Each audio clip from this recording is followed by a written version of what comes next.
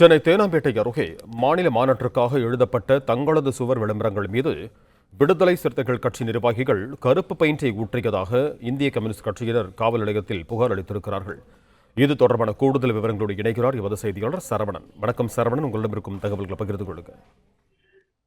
தமிழகத்தில் 2026 தேர்தலுக்காக அனைத்து கட்சிகளுமே தயாராகி வருகின்றன. பரப்புரைகளை மேற்கொள்வதற்கு தயாராகி வரக்கூடிய நிலையில தேர்தல் வந்தால் அதற்கு முன்பு பல மாதங்களுக்கு முன்பே அதில் பரப்புரைக்கு ஒரு முக்கிய யுக்தியாக அவர்கள் இந்த சுவர் விளம்பரங்கள் அவர்களை மேற்கொள்வார்கள். அந்த சுவர் விளம்பரங்களை சுவரை பிடிப்பதற்கு முன்பாகவே அந்த கட்சியினுடைய பெயரை எழுதி விடுவார்கள்.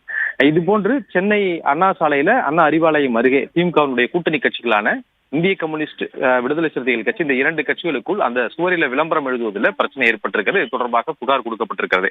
அது இந்திய கம்யூனிஸ்ட் கட்சி ஏற்கனவே அந்த சுவர் விளம்பரத்திற்கு அந்த இடத்தை அவர்கள் பிடித்து வைத்திருந்ததாகவும், அதிலே இந்திய கம்யூனிஸ்ட் கட்சியினுடைய பெயரை எழுதி வைத்திருந்ததாகவும், அதிலே கருப்பு பெயிண்டை ஊற்றிவிட்டு அதிலே விடுதலை சிறுத்தை கட்சியினர் அந்த இடத்துல சுவர் விளம்பரம் செய்வதற்கு அவர்கள் விசிக என்று எழுதியதாக சொல்லப்படுகிறது. இது தொடர்பாக ஏற்பட்ட பிரச்சனையில இந்திய கம்யூனிஸ்ட் கட்சியினர் தேனாம்பேட்டை காவல் நிலையத்தில் புகார் கொடுத்திருக்கிறார்கள்.